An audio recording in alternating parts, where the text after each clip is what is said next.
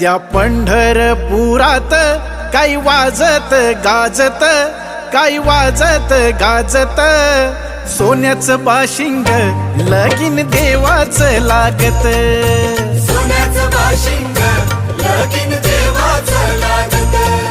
सोन्याचं बाशिंग लगीन देवाचं लागत.